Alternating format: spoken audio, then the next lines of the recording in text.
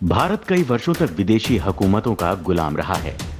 और जब कोई मुल्क गुलाम होता है तो सिर्फ वहां के लोग ही गुलाम नहीं होते, बल्कि गुलाम होती है वहां की मिट्टी, गुलाम होती है वहां की हवाएं। किसी मुल्क में नरसंहार करने से उसकी क्षति नहीं होती, जितनी कि उस मुल्क के सांस्कृतिक विरासतों एवं वहां की किताबों ग्रंथों को नष्ट कर देने से क्षति होती है।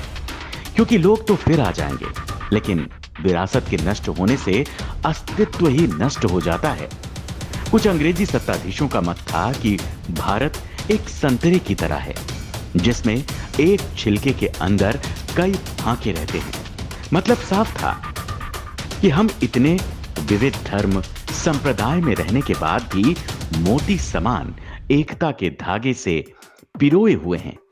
सच बात है, भौतिक गुलामी से तो हम आजाद हो गए, लेकिन मानसिक गुलामी का दंश कहीं ना कहीं अभी भी झेल रहे हैं। इसका उदाहरण है मध्य प्रदेश के सीधी जिले के पेशाब कांड की घटना।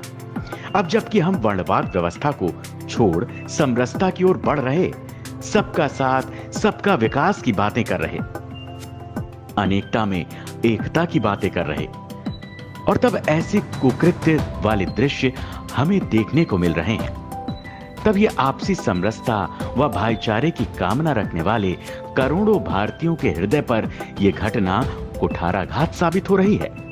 यह घटना सीधी जिले के कुबरी गांव के रहने वाले कोल जनजाति समुदाय के एक व्यक्ति के साथ घटित हुई, जिस पर स्थानीय विधायक का प्रतिनिधि कहे जाने वाले शख्स प्रवेश शुक्ला द्वारा पेशाब कर इस कुकृत्य को अंजाम दिया गया। घटना का वीडियो वायरल होने पर स्वाभाविक सी बात, राजनीतिक पार्टियों का भी उबाल देखने को मिला, और अगले ही दिन आरोपी प्रवेश शुक्ला के गांव में प्रशासन गड़गड़ाहट करते हुए बुलडोजर के साथ जा धमका।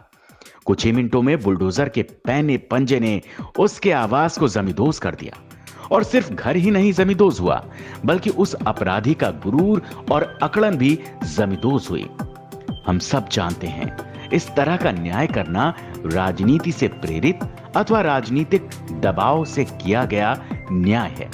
लेकिन अगर ऐसे बुलडोजर नीति चलती रही तो आईपीसी की धाराएं किस लिए, कानून किस लिए?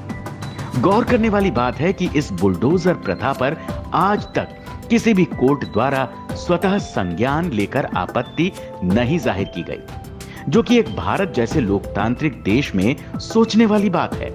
फिलहाल ऐसे कृत्यों के लिए ऐसा ही कुछ न्याय होना चाहिए।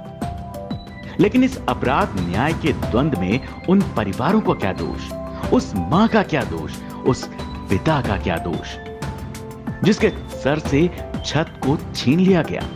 खैर, इसका निर्णय हम आप पर छोड़ते हैं। इंडियन टीवी न्यूज ऐसे अपराधों की घोर निंदा करता है एवं समाज में सदैव आपसी सौहार्द और भाईचारा की कामना करता है।